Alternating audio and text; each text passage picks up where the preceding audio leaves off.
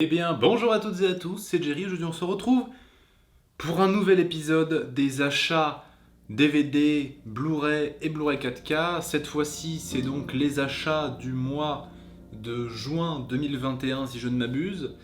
Ce sera sûrement le dernier épisode avant la rentrée, qui se fera en septembre ou en octobre. Enfin, en tout cas, ce que je veux dire, c'est que cet été, en juillet et en août, je pense pas faire de vidéos sur les achats DVD et Blu-ray.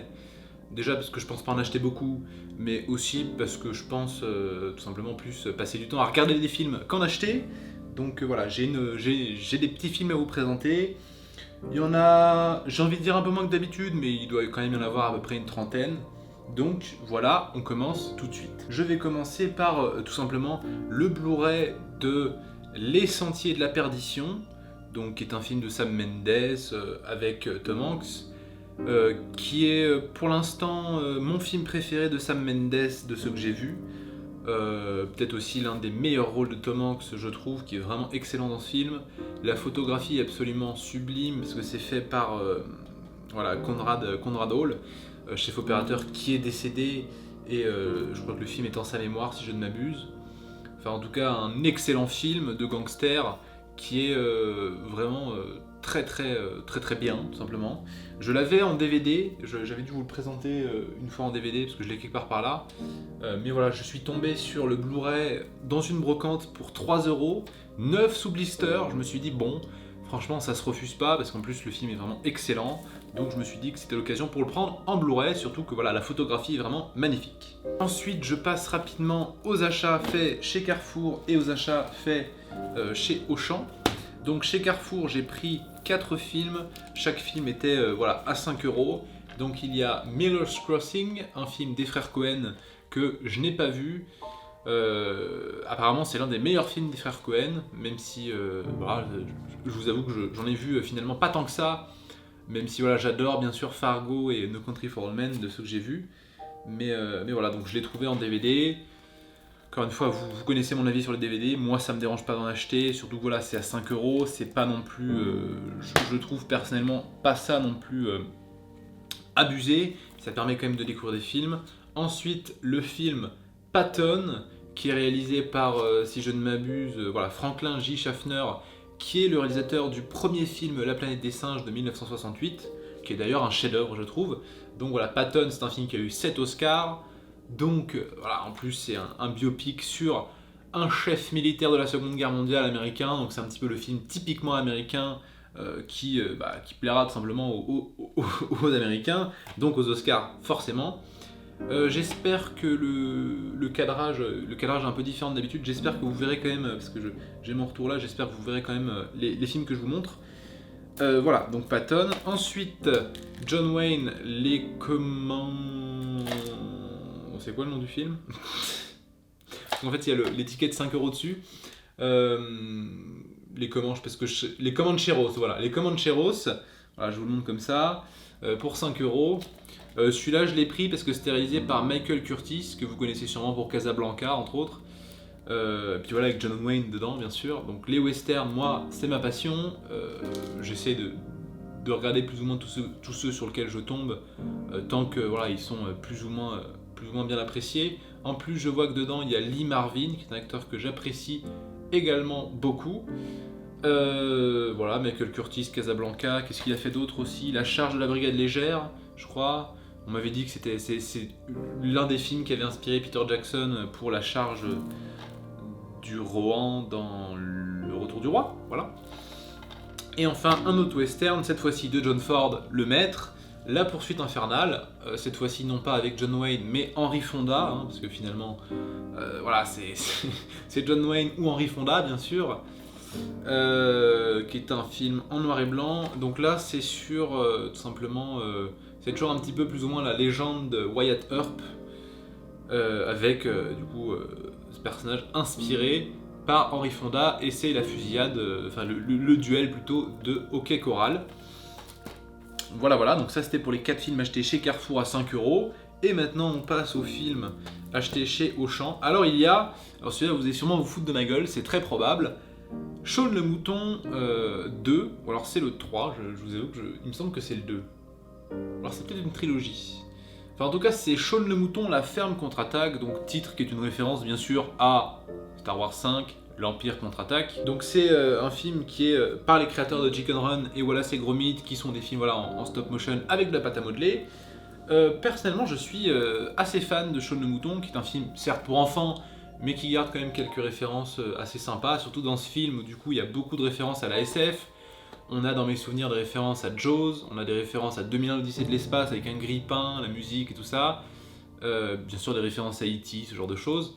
Voilà, ça reste un film pour enfants, faut pas le voir avec un œil ultra critique, mais moi c'est le genre de film que j'apprécie tout particulièrement regarder avec un pote. C'est vraiment très sympa à regarder. En plus, sur ce DVD, il y a le making-of, un petit documentaire sur Shaun le Mouton. Voilà, c'est la version SF de Shaun le Mouton. J'ai envie de dire, bon bah, que demander de plus quoi. Et ensuite, on a Munich de Spielberg en Blu-ray, parce que je l'avais déjà dans ma collection, mais en DVD, donc je me suis dit, bon, en Blu-ray, pour 6,99, voilà, encore une fois, autant faire l'upgrade. Je ne l'ai toujours pas vu, Munich, c'est un de ces films de Spielberg dont on me dit grand bien, mais qui ne... Voilà, faut que je me lance dedans pour le voir, quoi, finalement. Maintenant, je suis à peu près sûr qu'il sera bien, parce que c'est vraiment l'un de ceux dont on m'a dit qu'il était vraiment excellent. Et enfin, Trollhunter, un film de André Ovredal,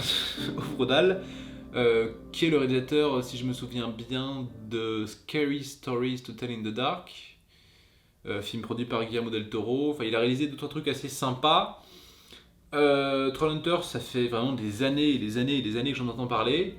Et puis voilà, récemment il est sorti en Blu-ray chez ESC, donc je me suis dit que c'était l'occasion pour l'acheter et pour le découvrir. Surtout qu'on a, encore une fois, des bonus à l'appel.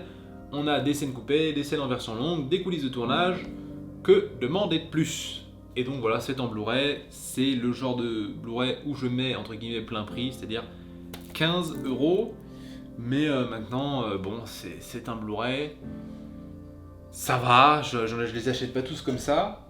Enfin, je vous dis ça, mais juste après, je vais vous présenter des trucs que effectivement j'ai acheté plus ou moins plein pot. On va finir par la Fnac parce que finalement c'est là où il y a eu le plus d'achats, mais je vais ensuite vous présenter 2 films que j'ai achetés. Je vous avais déjà parlé chez OCD, qui est une sorte de... C'est un film où ils vendent pas mal de films d'occasion. Là, il se trouve que les 2 films que j'ai achetés ne sont pas d'occasion, mais voilà, il y a L'Épouvantail avec Gene Hackman et Al Pacino, qui est réalisé par Jerry, enchanté, Jerry Schatzberg, qui est l'auteur notamment de Panic et Needle Park, qui est l'un des films qui a fait découvrir Al Pacino, si je ne m'abuse. Donc voilà, on m'a dit grand bien de ce film et je suis tombé dessus un peu par hasard, dans justement ce truc. En plus, la photographie est faite par Vilmos Sigmund, qui est notamment le chef opérateur de Voyage au bout de l'enfer, qui encore une fois est un film que j'adore, et du Dahlia Noir. Donc voilà, tout simplement une petite pépite à découvrir ou redécouvrir pour ceux qui l'auraient déjà vu. C'est en DVD certes, mais bon. Ah voilà, là on passe pour le coup vraiment à un opposé absolu, c'est Le Spécialiste, un film de Sergio Corbucci avec Johnny Hallyday. Donc en plus c'est le Blu-ray 4K Ultra HD de ce film que j'ai payé 11€. Il est neuf sous blister, hein, juste comme ça. Sergio Corbucci, donc c'est un réalisateur de western italien. Donc si vous avez regardé un petit peu les vidéos sur ma chaîne, vous savez que j'aime beaucoup les westerns, que j'aime beaucoup le cinéma italien. Et en fait dans le cinéma italien, il y a un petit peu ce qu'on appelle le trio des Sergio. Il y a le Sergio Leone que tout le monde connaît. Il y a le Sergio Corbucci qui est un peu plus connu grâce à Tarantino, parce que voilà, Corbucci est connu pour 2 westerns principalement, son plus connu étant sûrement Django, réalisé en 1966 si je ne m'abuse, et Le Grand Silence, 2 films qui ont été plus ou moins... C'est une inspiration pour Tarantino, on va dire, puisque Django, bon bah voilà, Django Unchained de Tarantino est une référence à Django, une référence évidente. Et également, bien sûr, du coup, Le Grand Silence, qui est un western dans la neige qui fait immédiatement penser aux 8 salopards. Reste que voilà, Sergio Corbucci, c'est un grand réalisateur italien. Il n'a pas fait que des westerns, il n'a pas fait que des bons films, mais voilà, celui-là je ne l'ai pas vu. Mais en fait, Johnny Hallyday, Sergio Corbucci, Voilà, que dire de plus? Donc, tout simplement, voilà, je l'ai vu en Blu-ray 4K, je me suis dit, pour 11 €, franchement, ça vaut la peine de le découvrir. Et du coup, je parlais des 3 Sergio. Le troisième Sergio, c'est celui dont on ne parle jamais, c'est Sergio Solima. J'avais présenté un de ses films dernièrement dans ma dernière vidéo, je crois, qui est le dernier Face à Face. Il a également réalisé Colorado avec Lee Van Cleef, si je ne m'abuse. Donc, c'est les 3 réalisateurs, les 3 Sergio, qui sont 3 réalisateurs, ma foi, dont ça peut toujours être bien d'avoir vu quelques films, puisque ils sont assez importants dans le cinéma italien, sans parler bien sûr des classiques, des classiques réalisateurs, à savoir Mario Bava, tous ces gens-là, Dario Argento. On peut même parler des réalisateurs plus nanardesques, style Joe D'Amato, ce genre de choses. Mais voilà, le cinéma italien est un cinéma que j'aime aussi tout particulièrement, même si dernièrement, c'est vrai que à part Paolo Sorrentino, il y a plus grand monde. Et enfin, on va passer aux achats à la Fnac. Alors, il y en a un petit peu. Je me suis fait plaisir, j'avoue, la Fnac. C'était... En fait, si vous voulez, c'était mon anniversaire, certes, il y a quelques mois, mais en fait, mes parents sont descendus sur Montpellier me voir, et donc ils m'ont dit à la Fnac, bon, fais-toi plaisir. Je me suis fait plaisir, voilà. On va donc commencer par les DVD. Alors, les DVD, c'est simple, j'en ai pris 9. Alors, il y avait donc 2 offres.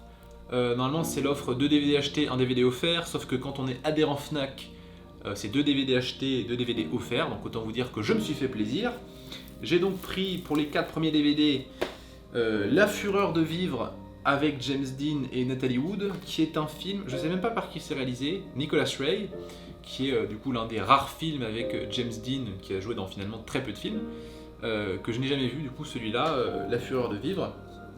Donc voilà. Ensuite, After Hours, qui est un des films de Martin Scorsese.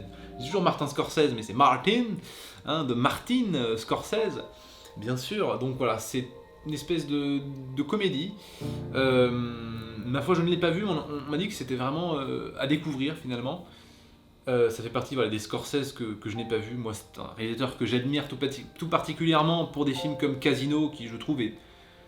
Je sais que tout le monde adore Les Affranchis, mais moi, j'adore Casino, en fait, tout simplement, parce que c'est un film de 3 heures. Encore une fois, j'ai eu la chance de le découvrir au cinéma, et c'est un film de 3 heures qu'on ne sent absolument pas passer, avec une voix off magistrale, les acteurs magistraux, que ce soit Sharon Stone ou Robert De Niro, ou même Joe Pesci. Mais voilà, Casino, pour moi, c'est une masterclass, c'est un chef-d'œuvre. Le seul point négatif du film, c'est finalement, quand la voiture explose au début, on voit qu'il y a un mannequin, et c'est la seule chose que je pourrais dire vraiment négative sur le film, mais à part ça, c'est pour moi, sans faute. Donc voilà, After Hours, c'est une comédie de Scorsese, ma foi, à voir. Ensuite, un film que je dois voir depuis un sacré moment, c'est Night Call avec Jake Gyllenhaal, par les producteurs de Drive. Alors ça n'annonce pas, vu que vous savez que je n'ai pas été ultra fan de Drive, je sais pas si ça annonce du bon ou pas. C'est un film qui apparemment est réalisé par Dan Gilroy. Je sais pas qui c'est, mais il a sûrement réalisé d'autres choses. C'est un film avec Jake Gyllenhaal qui en gros est un caméraman et qui va aller un petit peu à la course au spectaculaire. Ça fait un sacré moment que j'entends parler de ce film, que je vois un peu partout. Surtout voilà, Jake Gyllenhaal, c'est un acteur finalement très très apprécié de notre époque, qui moi finalement, je vais pas dire me laisse de marbre, c'est pas vrai, mais finalement je l'ai pas vu dans tant de rôles si exceptionnels que ça. Je suis l'un des rares détracteurs de cette planète de Donnie Darko, qui... C'est pas que je trouve que ce soit un film de merde, loin de là, mais je trouve pas ça exceptionnel, personnellement. Ne me fusillez pas, hein, je n'aime pas Donnie Darko, voilà, ne me fusillez pas. Pourtant je l'ai vu au cinéma en plus, je l'ai découvert au cinéma, mais je suis sûrement passé à côté. Faudrait que je le revoie quand même une fois par curiosité, bien sûr, mais voilà, Jake Gyllenhaal, c'est pas un acteur qui moi me parle beaucoup, mais on m'a dit que dans ce rôle il était vraiment excellent. Donc autant le découvrir. Je sais aussi bien sûr qu'il y a des films où il est très apprécié, style chez Villeneuve. J'ai peur de dire une bêtise, mais je sais jamais si c'est dans Enemy ou dans... Je confonds toujours Enemy et Prisoners, bizarrement. Mais certes, voilà, il a joué chez Villeneuve et il est très apprécié chez Villeneuve. Et enfin, on repasse sur un film des frères Cohen, Barton Fink, qui est un film qui me touche finalement assez particulièrement, parce que c'est un film sur un scénariste, avec bien sûr un acteur qui m'est particulièrement cher, c'est John Goodman, qui est un petit peu mon acteur, je ne vais pas dire mon acteur préféré, mais C'est un acteur qui me fait kiffer à chaque fois que je le vois à l'écran. L'un de ses meilleurs rôles étant bien sûr dans Panic sur Florida Beach de Joe Dante, qui lui donne peut-être l'un des meilleurs rôles de sa carrière. Mais voilà, dans ce film apparemment il est aussi excellent. C'est les frères Coen. Moi j'ai jamais vraiment été déçu par les frères Coen, hormis peut-être. C'est quel film des frères Coen que j'ai vu? Oui, si, The Big Lebowski, pareil. Je vous dis ici mes opinions un petit peu impopulaires. The Big Lebowski, moi perso, j'ai pas compris. Enfin, je l'ai vu il y a déjà quelques années. Je vous avoue que quand je l'avais vu, j'avais pas compris le délire autour de ce film, qui est, ma foi, qui se regarde, qui est divertissant, mais c'est vrai que quand t'entends des Américains dire que c'est l'une des meilleures comédies américaines, je me dis bon, voilà. Mais après, j'ai du mal avec l'humour américain en général. Enfin, même l'humour, c'est moi que je suis quelqu'un. Des fois, je vais voir un film comique, mais je suis pas dans l'ambiance. Du coup, ça m'arrive de passer totalement à côté. Et je pense que The Big Lebowski, ça en a fait partie. Mais pour moi, ça fait pas partie des meilleurs Coen en tout cas. Donc voilà, je vous donne mes opinions impopulaires. Décidez de me fusiller ou pas. Ensuite, la leçon de piano. Donc c'est toujours 4 films pour de acheter, de offert. Donc la leçon de piano de Jane Campion, qui est un film néo-zélandais, me semble-t-il. C'est possible. Enfin, en tout cas, c'est avec Holly Hunter, Harvey Keitel et Sam Neill. Voilà, Sam Neill qu'on connaît tous pour Jurassic Park. C'est un film que j'ai pas encore vu, mais tout simplement dont j'ai vu énormément d'images et enfin, en tout cas, j'ai vu des vidéos sur ce film, comme quoi il est finalement assez magnifique. Moi, c'est toujours cette image du piano sur la plage qui, un petit peu, entre guillemets, me fait un peu fantasmer. Donc j'ai décidé de me le procurer, surtout qu'il avait vu la Palme d'Or au Festival de Cannes à l'époque. Tout simplement, je suis assez fan du cinéma australien et néo-zélandais, par la même occasion, bien sûr. Donc, même si forcément il n'y a pas énormément de représentants du cinéma néo-zélandais, mais voilà. Ensuite, un film finalement assez peu connu qui s'appelle Maleville, ou Maleville, je ne sais pas comment ça se prononce, mais c'est un film de Christian de Challonge que personnellement ne connais pas. Voilà, c'est un film de SF français, ou en tout cas en fait pas de SF plutôt, qu'est-ce que je raconte? De post-apo français plutôt. Finalement, il n'y a pas eu tant de films post-apo français que ça, avec peut-être Le Dernier Voyage qui du coup est post-apo / SF. Mais en tout cas, celui-là c'est post-apo dans les années. C'est un film qui date de 1981, c'est ça? Qui raconte l'histoire d'une catastrophe nucléaire qui a tout ravagé, et bien sûr la reconstruction de l'humanité à travers le visage. Je dirais de la merde aujourd'hui, le village de Maleville, avec bien sûr un commentaire sur la civilisation. C'est il y a Jean-Louis Trintignant, c'est ça? Ouais. Enfin, il y a quand même pas mal d'acteurs dans ce film. C'est un film qui est assez peu connu, qui a eu le César des meilleurs décors à l'époque, mais c'est mon prof de cinéma qui m'avait conseillé ça en me disant que c'était pas forcément un excellent film, mais que c'était un film à voir parce que c'était l'un des rares films post-apo français. Ce sera l'occasion de le voir. Enfin, un classique du cinéma que je n'ai pas vu également, Le Guépard de Luchino Visconti, avec Burt Lancaster, Alain Delon, Claudia Cardinal, Du Beau Monde, un film de 1962 ou 63, voilà, avec la musique bien sûr de Nino Rota, qu'on connaît tous. C'est un petit peu une fresque historique, tout ça. Je vais pas rentrer dans les détails parce que finalement c'est un peu le genre de film où je vais le découvrir. Je sais de quoi ça parle plus ou moins, on a beaucoup parlé, mais j'essaie de le découvrir sans trop en savoir, comme ça je n'ai pas trop d'attente. Mais voilà, c'est un film que je me dois de découvrir un de ces jours, et c'était l'occasion rêvée. Également, je me suis procuré The French Connection de William Friedkin. William Friedkin, pareil, réalisateur américain dont je suis très très fan, que ce soit bien sûr pour L'Exorciste, mais aussi pour Sorcerer, le remake du Salaire de la Peur. The French Connection, ça fait partie peut-être effectivement de ses meilleurs films, parce qu'il y a eu 5 Oscars, je ne sais pas, mais voilà, ça fait partie des films, quand on parle de Friedkin, il est souvent dans le top 3 de ceux qui sont cités. Pareil, quand on parle des meilleures courses-poursuites du cinéma, on parle souvent de cette course-poursuite dans The French Connection. C'est extrêmement bien shooté. Il y a bien sûr Roy Scheider dedans, qui est finalement qui est un acteur que j'apprécie parce qu'il est dans de la mer, mais aussi du coup parce qu'il a joué beaucoup avec Friedkin. Enfin, il a joué dans 2 films, Friedkin, à ma connaissance. Mais en tout cas, voilà, c'est un film à voir. Ensuite, on passe sur un film que j'ai acheté, lui, tout seul, parce que j'étais content de le trouver. C'est un film qui s'appelle Vorace, qui est un western slash survival slash film de cannibale. Enfin, c'est un peu compliqué à résumer. C'est réalisé par Antonia Bird, donc une réalisatrice. C'est avec Guy Pearce, Robert Carlyle et David Arquette. C'est un film tout simplement sur... en fait... il me semble que c'est après la guerre de sécession, si je ne m'abuse. Mais donc c'est avec un cannibale qui... voilà, grosso modo, c'est un western dans la neige avec des cannibales. C'est un film qu'on m'a énormément conseillé, donc voilà, faut que je le voie. Parce que je sais qu'il y a beaucoup de gens que je connaisse qui l'ont vu, mais moi je ne l'ai pas vu, parce que je suis un connard, et donc je me le suis procuré.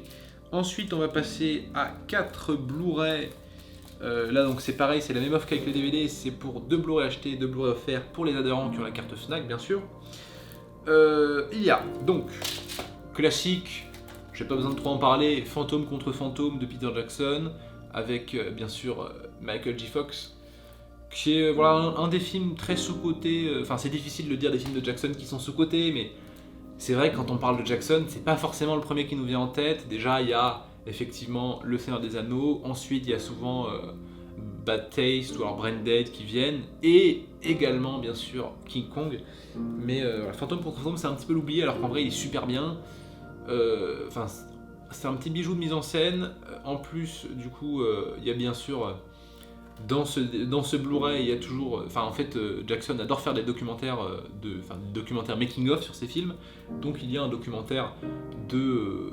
Je sais pas combien de temps, parce que je sais qu'il y a un documentaire qui dure 2 heures sur ce film. Donc, je sais pas si c'est celui-là, mais en tout cas, je sais qu'il y a un documentaire très complet sur le making-of de ce film. Donc, voilà. J'adore Jackson. J'adore Fantôme contre Fantôme, en plus c'est Michael J. Fox, ça fait toujours plaisir de le voir. Ensuite, Apocalypto de Mel Gibson, bien sûr, et c'est d'ailleurs... j'ai pas vu tous les films réalisés par Mel Gibson, mais je crois que c'est l'un des rares films qu'il a réalisé où il joue pas dedans. Quoique si, il a aussi fait Tu ne tueras point. Non, en fait, je dis de la merde, mais c'est vraiment... bon, évidemment, Braveheart, un masterclass, film apprécié de tout le monde. Mais Apocalypto, c'est vraiment un film où, en fait, on lui reprochait avec Braveheart d'être un peu trop, même si c'était un film qui était violent, on lui reprochait d'être un petit peu trop conventionnel. Avec ça, je pense qu'il a un petit peu calmé les gens, parce que j'ai pour souvenir de l'avoir vu, c'est sorti quand ça? En 2006. J'ai pas dû le voir en 2006 au cinéma, parce que j'étais peut-être quand même un petit peu jeune, mais j'ai vraiment souvenir de l'avoir vu, peut-être en 2008 ou quelque chose comme ça, de l'avoir vu chez moi, d'avoir vraiment souvenir de scènes assez violentes, notamment je me souviens de la scène du guépard. Enfin, c'est un film qui m'a assez marqué par sa violence, qu'il faudrait que je revoie parce que effectivement j'en ai peu de souvenirs, mais en tout cas voilà, Apocalypto, ça fait partie des Mel Gibson à voir. Et puis Mel Gibson dans l'ensemble, si je ne suis pas pour conseiller tous les films qu'il a fait en tant qu'acteur, sur lesquels il a été en tant qu'acteur, parce qu'il y a des films un petit peu osef, autant effectivement Apocalypto, dans les films qu'il a réalisés, ça fait partie de ceux qu'il y a à voir. Ensuite, parce qu'il est enfin sorti en Blu-ray en France, Chaplin de Richard Attenborough. Je ne sais jamais prononcer son nom décidément, mais du coup j'ai Gandhi de Richard Attenborough, j'ai également l'autre film là avec Anthony Hopkins dont j'ai oublié le nom. Mais voilà, Chaplin, c'est bien sûr le biopic sur Chaplin avec... Je lis ça comme ça, mais le meilleur rôle de Robert Downey Jr. Bien sûr, je sais qu'il a fait d'autres films très bien, hors Marvel, style Le Juge par exemple, que j'avais présenté la dernière fois. Mais Chaplin, c'est pour moi la meilleure prestation de Robert Downey Jr. C'est en plus un film qui me parle à 100%, parce que c'est un film sur le cinéma, et sur Chaplin qui est tout simplement un réalisateur immense. Hein, bien sûr, il y a des polémiques, il y a des choses, d'ailleurs dans ce film on en parle de ces polémiques, mais tout simplement ce film est magistral. C'est un film qui moi me fait beaucoup de mal, qui me met, chaque fois que je le vois, me met vraiment très très mal, mais qui est magnifique, mais qui me met très très mal. Et voilà, bien sûr, ça fait partie des biopics à voir, et les biopics sur le cinéma. Et on continue avec un autre biopic sur le cinéma, qui lui est en noir et blanc, Ed Wood, tout simplement, qui est peut-être, je pense, mon Tim Burton préféré, avec Batman le défi et Édouard en main d'argent, bien sûr, mais Ed Wood, pour moi, c'est un chef-d'œuvre du cinéma. C'est vraiment, j'ai découvert ça l'année dernière, j'ai lancé le DVD, j'avais le DVD, j'ai lancé le DVD, Et je me suis dit, mais tiens, mais qu'est-ce que c'est que ce film là? Ça commence bien, machin, tout ça, la bande originale, le noir et blanc est magnifique, franchement Johnny Depp, pour moi ça fait partie de ses meilleurs rôles à Johnny Depp. Et puis bien évidemment ce Bela Lugosi qui est interprété par Martin Landau, qui a eu l'Oscar du meilleur second rôle, et qui pour moi est mérité, mais à 100%, ce rôle de Bela Lugosi qui...